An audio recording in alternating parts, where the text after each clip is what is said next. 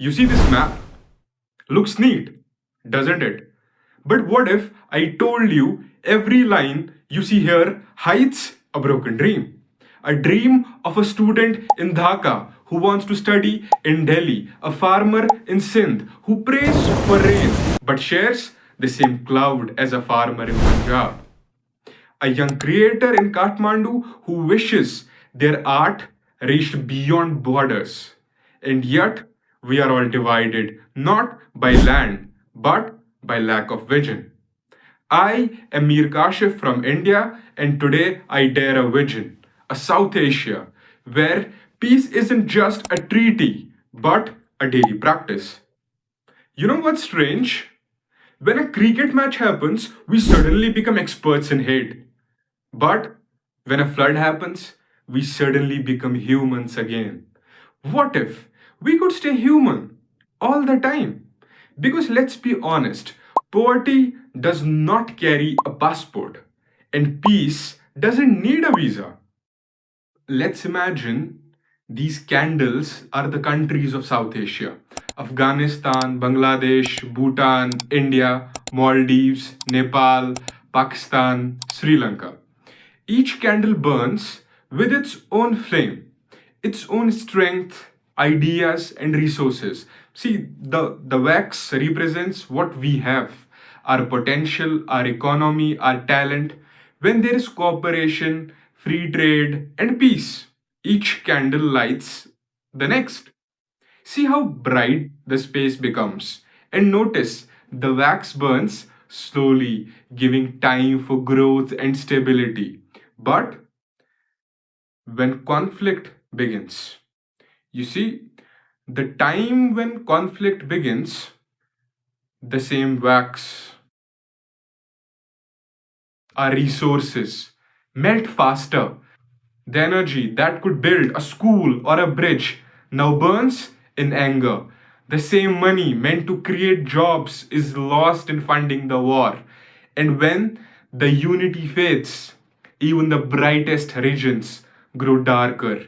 Only if we understood our light was never meant to burn each other, but to brighten together. See, wars destroy economies, but trade builds trust. Imagine this: a joint South Asian economic zone near the Wagah border. A space where goods, ideas, and dreams cross freely. Where a company like Reliance or Tata invests not to expand power, but to expand peace. Because when two countries do business together, their armies get quieter and their people get richer. That's how capitalism becomes a peace project. When profit doesn't mean domination but collaboration. But peace isn't built by companies alone. It is built by classrooms. Imagine if every South Asian university opened 10% of its seats for regional students. A Kashmiri learning next to a Kandhari, a Sri Lankan sharing lunch with a Nepali. You can't hate someone whose story you have heard.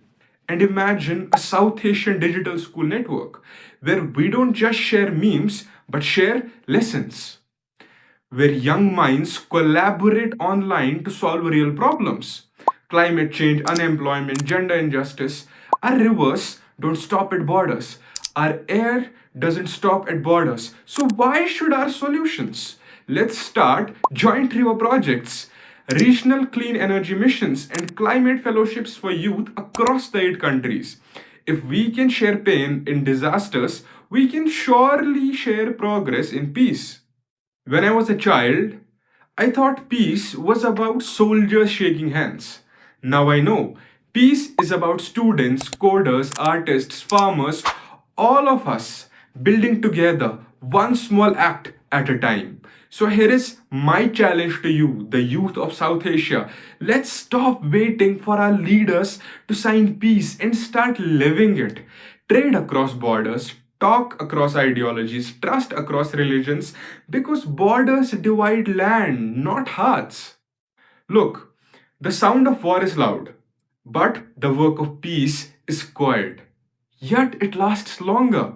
One bomb can destroy a city, but one idea, one shared dream can build a generation. Let's keep those lights alive for peace, for prosperity, for South Asia. This is Mir Kashif signing off from one side of the border for every heart on the other side.